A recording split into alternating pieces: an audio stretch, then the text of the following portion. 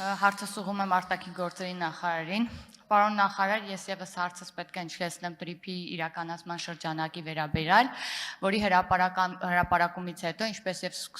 սպասվում էր, կրկին հնչեցին բավականին անբովանդակ մեկնաբանություններ, նույնիսկ դրանք մեկնաբանություն անվանելն է դժվար, թե բա սրանք էլի ամեն ինչ տվեցին, այս անգամ ռազմավարական սյունիքը, տրիփի բաժնեմասերը, իդեպ Վարդան Օսկանյանի արձագանքն էլ էր, այսպես ասած, վերաբերվում այդ շրջանակին։ Շարունակե։ Դուք Վաշինգտոնում ձեր մեկնաբանությունում անդրադարձել եք այս հարցերին, բայց կխնդրեի այստեղ եւս մեկ անգամ, եթե կարելի է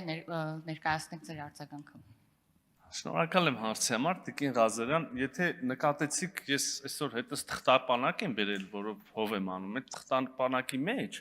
իրականում տպված հենց հունվարի 14-ի հայտարարությունն է համատեղ, որովհետև ես կարծեցի, որ այդքան իբր թե բան աղմուկի մեջ, իբր թե վատ պայմաններով բանի մեջ, մեր ընդդիմությունը արդեն որերորդ 14-րդ հարցն է, մտնելու այսօր այս հարց ու պատասխանին եւ մեզ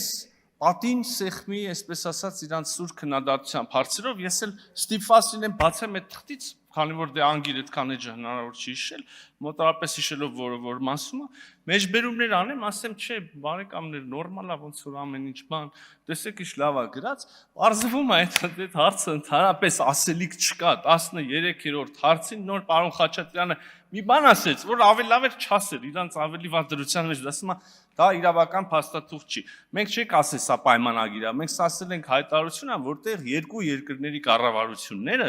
Հայաստանի Հանրապետության եւ Ամերիկայի Միացյալ Նահանգների իրենց քաղաքական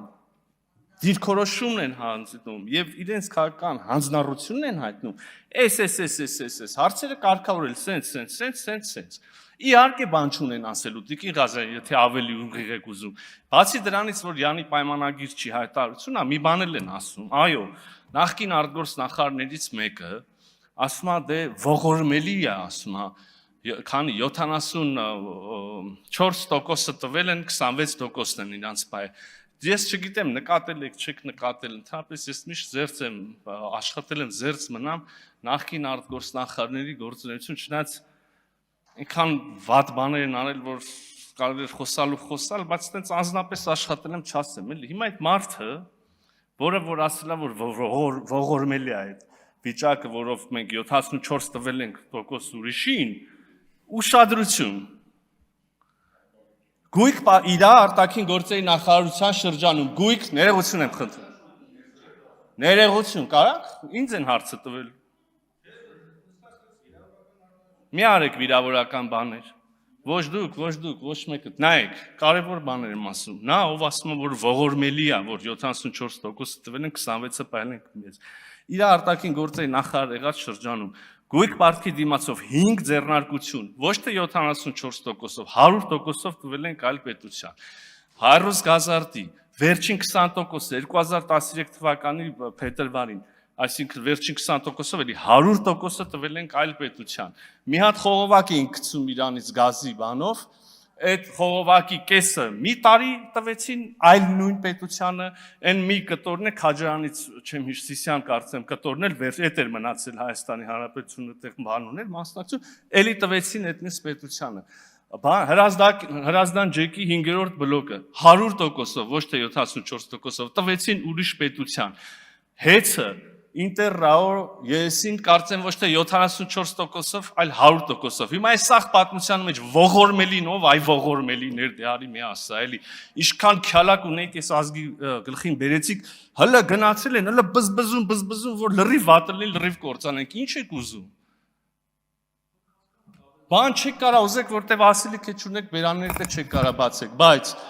ես նու կարակ, բայց մեջ ինչ իմաստ կլինի։ Զգացինք արդեն։ Էլի հաստատ կարելի էր բաներ ասել։ Շնորհակալ եմ շատ, եթե կհիշեք, շարունակեք, բայց օգտվելով արձագանքից եւս մի հարց հնչեցնեմ, էլի պարոն Միրզոյան, երեք Ռուսաստանի Դաշնության արտգործնախարար Լավրովը կարծես թե ասել է, որ կարծես թե Հայաստանում այսպես քաղաքական հայացքների համար նորից հնչեցնեմ։ Լավ չեմ լսում։ Լավրովն ասել է, կարծես թե Հայաստանում քաղաքական հայացքների համար մարդ են ձերբակալում։ Իմ կարծիքով մի փոքր տարօրինակ է այս ամեն ինչը լսել է։ Ինչ արձագանք ունեք դուք։ Պարոն Եղոյան,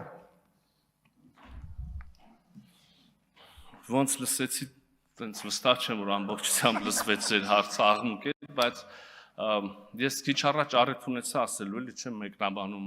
արտաքին գործերի նախարարների հայտարարությունները, բայց իմ շատ սիրելի եւ հարգելի գործընկեր պարոն Լավրովի տեղեկությունները թերևս մի քիչ սխալ են։ Այդպիսի հիմքով քրեական հետապնդում քաղաքական գործունեության համար Հայաստանում չկա, այդ տեղեկությունները չեն համապատասխանում իրականությանը, եւ ընդհանրապես քաղաքական գործունեության հայտարարությունների պարագայում քրեական հետապնդում կարա լինի, եթե այդ քաղաքական հայտարարությունները պարունակում են սպառնալիք կամ վիճարկում են որևէ կերպ իրավական ձևակերպումները կան օրենսդրության մեջ Հայաստանի Հանրապետության ինքնիշխանությունը, տարածքային ամբողջականությունը կամ օրինակ սահմանադրական կարգի բռնի ուրեմն տապալման կոչեր են պարունակում եւ այլն, եւ եթե նույնիսկ այդպես լիներ ներողություն, դա